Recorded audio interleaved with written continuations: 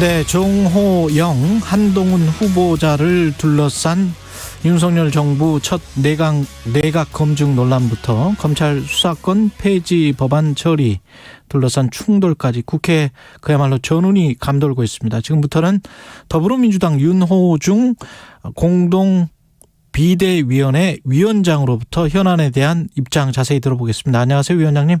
네, 안녕하십니까. 네. 예, 지금 인사검증 시작해야 되는데. 네, 그렇습니다. 예, 정호영 후보자도 그렇고, 한두 가지가 아니어서요. 정호영 후보자 같은 경우는. 네, 정호영 후보자뿐만 아니라. 예. 한동훈 법무장관도 마찬가지고요. 예. 또, 교육부 장관.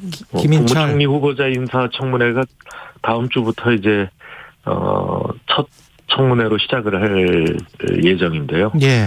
예, 총리 후보자 역시 마찬가지입니다. 민주당이 이게 문제다라고 보는 부분들을 하나씩 좀 설명을 해 주시겠습니까? 한덕수 국무총리 후보자부터? 예, 한 사람 한 사람 얘기를 제가 드리고 싶지 않고요. 예. 인사청문회를 통해서 검증을 그렇고요. 할 테니까요. 예. 오히려 윤석열 당선인이 이 일기 내각을 구성하는데 예. 과연 어떤 기준으로 인선을 하고 어떤 기준으로 검증을 했는지, 검증은 도대체 한 것인지 이런 것들이 이제 의심받는 이런 상황입니다. 그대로 이제 윤석열 당선인이 검찰총장 할 때 선택적 정의, 선택적 공정 이런 것들을 했던 것처럼 그냥 나와 가까운 사람, 나를 지지해주고 그동안 나와 잘 지낸 사람들은 별 문제 없고 아주 좋은 사람이다. 이런 객관적이지 않은 그런 주관적인 기준으로 이 인사를 하고 있는 건 아닌가. 이러다 보면 정부가 출범하기도 전부터 인사가 망사가 되는 것 아닌가 이런 우려를 하고 있습니다. 근데 한덕수 국무총리 후보자가 어제 검증 단계에서 정호영 후보자 관련해서는 다소간 문제가 있다는 걸 알았다, 이렇게 말했단 말이죠. 그럼 검증 단계에서 인수위에서도 이걸 알았으면 왜 지명했느냐, 이런 이제 지적이 나올 수밖에. 40년 지기였기 때문에 40년 동안 친구로 지낸 사람에 대한 당선인의 이 의지가 없었다면 이렇게 추천됐겠냐 하는 그런 의문이 들 정도고요. 그런데 한덕수 총리 후보자가 그렇게 무책임하게 이야기할 수는 없습니다. 이 장관 후보자들은 총리 후보자의 추천을 통해서 임명이 되거든요. 예. 그러니까 추천권을 제대로 행사한 것인지 그것도 의심이 되고요. 그렇게 되네. 과연 이제 지금 정호영 복지부 장관 후보자에 대해서는 자녀의 학력과 관련해서 입시 문제, 이런 것들도 계속 나오고 있고요. 또 그뿐만 아니라 병역과 관련해서도 의혹이 제기되고 있지 않습니까? 예. 그래서 한덕수 후보자가 그야말로 본인이 이야기했던 것처럼 책임 총리 또는 이런 역할을 제대로 하겠다라고 하면 이런 분을 추천하면 안 되죠. 안 되었죠. 앞으로 그야말로 총리가 되시더라도 허수아비 총리가 되는 것 아니냐. 또 과거에 봤던 것처럼 대독 총리 되는 것 아니냐. 이런 분을 과연 총리로 인준을 해드려야 되는 것인지 이런 것조차 의문이 들 정도입니다.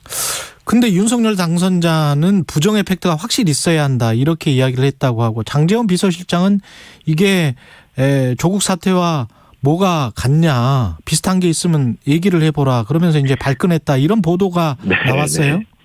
이미 언론을 통해서도 밝혀지고 있지만 병역 증명서에도 허위 기재가 돼 있고요. 그다음에 이제 입학 사정을 거쳤겠으며 편입을 했죠. 편입했겠지만 이를테면 학부생으로서 이 아르바이트 한 거를 이 연구원으로 기재를 한다든가 이런 것들이 다 사실상 사문서 위조이고 공사문서 위조이고 이런 것인데요. 장제원 비서실장이 과거에 조국 전 장관에 대해서 했던 말을 놓고 보면 정말 즉각 구속 기소해야 될 사안들이죠. 본인들이 그렇게 뭐 긴급 체포해야 된다, 즉각 구속해라 이렇게 주장했던 그 기준에 뭐가 모자른다는 건지 저는 이해할 수가 없습니다. 부정의 팩트라는 것은 무엇을 의미하는지 모르겠습니다만 윤석열 당선인이 과거에 그럼 검찰에서 부정의 팩트가 있어서 압수수색하고 뭐 이렇게 했습니까? 저는 뭐 도대체 무슨 말을 하는지 이해할 수가 없습니다. 그러면 이게 검찰이 강제 수사를 해야 된다. 정호영 후보자 경우 같은 경우는 뭐 제가 그런 걸 주장하는 것이 아니라요. 예. 그러니까 과거에 검찰에서 그렇게 이 70여 차례 압수수색하고 이 기소했던 그런 기준을 놓고 봤을 때 어디에서 빠지냐 이거죠. 장제원 비서실장은 눈이 없습니까? 귀가 없습니까? 한동훈 법무부 장관 후보자는 최측근이라는 게 문제가 되는 건가요? 최측근이기도 하고요. 예. 그다음에 사실상 그 검찰의 봐주기 수사로 검은 유착 사건은 뭐 그냥 불기소를 해버린 거 아닙니까? 예. 지금 이제 한동훈 내정자가 했던 행동이나 이런 것들을 보면 뭐 압수수색 방해 또 핸드폰에 이 비번을 내놓지 않아서 예. 비밀번호를 내놓지 않아서 사실상 뭐 이 혐의를 벗어난 거나 다름없지 않습니까? 법꾸라지라는 말도 있고요. 예. 이렇게 검찰 본인 자신들의 수사였는데 예. 그 수사에도 협조를 하지 않고 끝까지 법망을 피해 나가는 이런 사람이 어떻게 법무장관 후보자가 될 수 있는지 준법 의식을 가지고 이 법치를 실현해야 할 법치 정의를 실현해야 할 법무장관에 적합한 인사라고 보는지 단지 어떤 이 범죄인의 마인드로 예. 자신의 범죄의 혐의를 벗어나는 데만 급급했던 사람 아닙니까? 예. 한동훈 적임자라고 보지 않습니다. 예. 오히려 그런 도움을 받았었기 때문에 한동훈 후보자가 법무부 장관이 되면 무소불위의 권한을 쥐고 그 대통령의 측근으로서 심지어는 이제 소통령 아니냐 뭐 이런 얘기까지 나오는데요. 이 검찰공화국을 완성하는 그런 이 키맨이 되지 않겠냐 이런 이 의혹을 사고 있는 것이죠. 한동훈 후보자 인사청문회는 하실 거죠? 보이콧 한다는 이야기가 또 있어서. 보이콧은 검토돼 본 적도 없고요. 검토돼 본 적은 없다? 예, 발언도 좀 왜곡돼서 전달이 된 것으로 그렇게 알고 있습니다. 그렇군요. 지금 인사청문회 통해서 어떤 부분들이 가장 중요하게 짚어져야 될까요? 이걸로 당연히 장관 후보자들의 예. 능력, 적임자로서의 그런 능력을 가지고 있는가, 예. 기본적인 어떤 이 국정의 철학을 가지고 있는가, 이런 것들과 함께 우리 국민들이 가지고 계신 이 도덕성에 대한 기본적인 기준을 충족시키는가, 뭐 이런 부분들 함께 검증을 해야 된다고 봅니다. 예. 검찰의 수사권 폐지와 관련해서는 민주당은 처리를 이달 안에 하겠다라는 입장에는 변함이 없는 겁니까? 네, 변함이 없습니다. 국민의힘 같은 경우에는 이게 검수완박법이 통과되면 죄인 대박 국민 독박이다.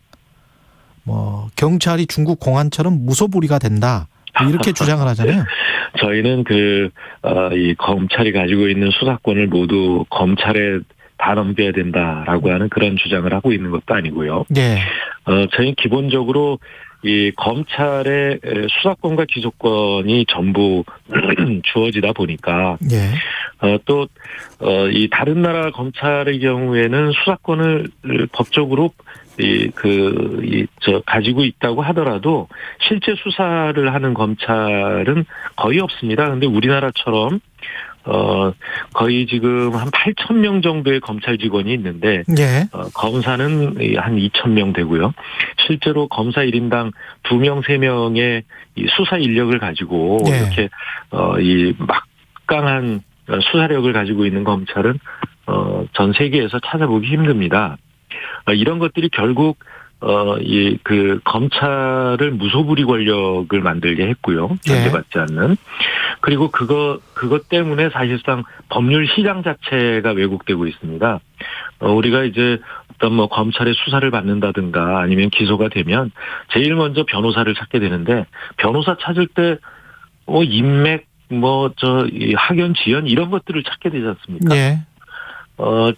우리 국민이 정당한 법률 서비스를 찾는 것이 아니라 어떻게 하면 이 검사, 담당 검사 또는 담당 판사에게 줄을 댈 수 있는지 이것부터 찾게 되고 그렇게 줄을 가지고 있는 사람들이 전관으로 예우를 받으면서 막대한 수입을 올리고 있는 것, 수입료를 받고 있는 것 이런 것들 우리가 다 잘 알고 있습니다. 이런 폐단을 이번에 근절해야 된다는 것이고요.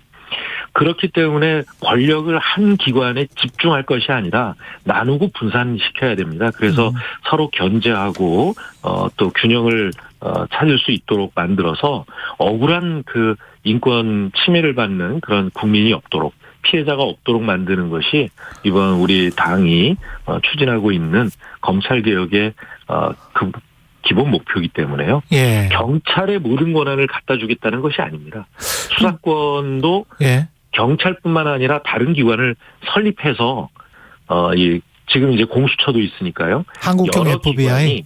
네, 한국형 FBI 이런 것들을 해서 서로 견제가 되도록 이렇게 또 경쟁이 이루어질 수 있도록 이렇게 만들자는 게 저희 기본적인 구상입니다. 근데 민주당이 당론으로 채택하기는 했습니다만은 조홍천 의원, 김혜영 전 의원도 그렇고 내부에서 왜 시점도 그렇고 조금 더 논의를 해봐야 된다. 내용이 완벽하지가 않다. 이런 이야기들. 그다음에 이제 위헌 논란들. 법조계에서 제기가 되고 있는 것들. 그다음에 이제 저는 그런 우선 위헌 논란이라는 것은 말이 안 됩니다. 말이 안 된다. 그러니까 검사가 영장 청구를 할 수 있다라고 하는 게 그러니까 검사가 청구한 그리고 법원이 발부한 영장에 의하지 않고는 이 국민의 기본권이 제한될 수 없다는 것이거든요. 그러니까 신체의 자유라든가 주거의 자유 이런 것들이 침해되지 않는다라고 하는 것인데 그것은 검사의 수사권을 규정한 헌법 조항이 아니라 그것은 국민의 기본권을 이 자유권을 보장하기 위한 규정입니다. 조항입니다. 그렇기 때문에 그걸 위헌이라고 이야기하는 것은 그건 어불성설이고요. 그리고 저희가 지금 논의하고 있는 검찰 개혁안은 현재의 검찰제도, 현재의 사법제도와 비교하면 정말 이 하늘과 땅 차이에 그야말로 후진국 저 발끝에 있는 제도를 적어도 선진국 수준으로 끌어올리는 그런 개혁이지 비교할 일이 아닙니다. 어제 김호수 검찰총장과 문재인 대통령이 만나서 청와대가 밝힌 입장이 있는데 거기 마지막 문장이 이렇게 돼 있어요. 개혁은 검경의 입장을 따라 국민을 위한 것이 되어야 한다. 국회의 입법도 그러해야 한다. 그러니까 국민을 위한 것이 되어야 한다. 이게 이제 원론적인 이야기인데 이게 아주 마땅하고 그러니까 당연한 말씀을 하신 겁니다. 어떤 걸 의미한다고 보세요? 제가 아까 말씀을 드렸지 않습니까? 그러니까 검찰 또 경찰 이 수사기관은 모두 권력기관인데 이 권력기관에 과도하게 권한이 집중되어서 그리고 모든 권한을 틀어지고 있기 때문에 발생하는 여러 문제점들이 있었는데 그 피해는 전부 국민이 입고 있습니다. 그러니까 법률 생활을 해야 되는 이 국민들이 피해를 입게 되고 그렇게 되기 때문에 이 억울한 피해자가 나오고요. 그러니까 이 범죄자로 의심을 받게 되면 그 이후에서부터는 이 엄청난 이 비용을 지불해서 무죄를 입증하든가 아니면 이 언제든 이 잘못된 이 검찰 또 그리고 수사 이 체계에 의해서 빠져나올 수 없는 그런 범죄자로 낙인 찍힐 수 있다는 그런 위험을 항상 갖고 있는 것이죠. 그래 대통령 이게 선진국일수록 그러니까 후진국일수록 이 범죄 수사의 효율만을 강조하게 되는데 선진국일수록 그러니까 이 수사 과정에 이 부당한 그 인권 침해가 없도록 그 피해를 입는 국민이 없도록 하는 것이 선진국으로 갈수록 이 부분이 강화되는 것이거든요. 지금까지 우리는 범죄의 이 수사라고 하는 효율성만을 강조해 오다 보니까 검찰이 모든 것을 쥐고 있었죠. 알겠습니다. 대통령께서 말씀하신 것도 검찰과 경찰 사이의 권한을 조정하는 문제가 아니라 어떻게 해야 궁극적으로 국민의 권익을 지키고 국민의 인권을 지키느냐 이 기준으로 검찰 개혁을 해달라라는 주문을 하신 것입니다. 그런데 그 시기는 그래도 국회가 입법을 할 때 국민을 위한 것이라면 시기는 조금 조정해야 되지 않나 이런 뉘앙스가 깔려 있는 거 아닐까요? 시기 조정의 문제는 아니라고 봅니다. 아 그래요? 지금 시기는 정권이 교체되는 시기이긴 한데요. 그러니까 윤석열 당선인이 이 검찰 출신이기 때문에 사실상 검찰이 가지고 있는 그 무소불위의 권한을 조금도 양보할 생각이 없는 결국 검찰주의자 대통령이기 때문에 검찰 개혁이 이 정권이 바뀌고 나면 5년간 불가능하다라고 하는 이 판단에서 추진을 하고 있는 것입니다. 이게 절차적으로 이게 가능할지 그 박병석 국회의장이 지금 큰 변수로 떠올랐는데 협조를 얻을 수 있을지 어떻게 생각하세요? 마지막으로. 박병석 국회의장 뿐만 아니라 국회에 이 그 양식을 가지고 계신 많은 분들께서 이 검찰 개혁의 필요성에 대해서 그 인정을 하고 있기 때문에요. 지금 정의당도 마찬가지입니다. 정의당도 이 몇 가지 문제에 대해서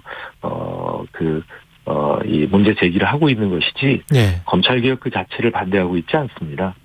그래서 그런 부분들은 충분히 토론을 통해서 논의를 통해서 그 의견을 모아 나갈 수 있다고 생각하고요. 박병석 국회의장님도 국회의원들의 이런 이 의견을 수용을 하실 것으로 그렇게 생각을 하고 있습니다. 서울시 그 전략공천 같은 경우에 경선을 하는 겁니까? 어떻게 되나요? 최종적으로 이제 오늘 내일 중에 방향을 잡게 될 텐데요.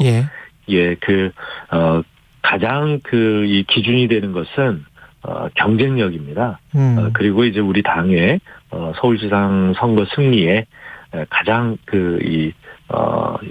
가까이 가 있는 그런 후보를 선정하게 될 것이고요. 그 선정하는 과정에 이 경선이 필요하다면 경선을 통해서 결정하는 방법도 고려할 수 있다는 말씀드립니다. 알겠습니다. 여기까지 듣겠습니다. 더불어민주당 윤호중 비대위원장이었습니다. 고맙습니다. 네, 감사합니다. 오늘 하루 이슈의 중심. 당신의 아침을 책임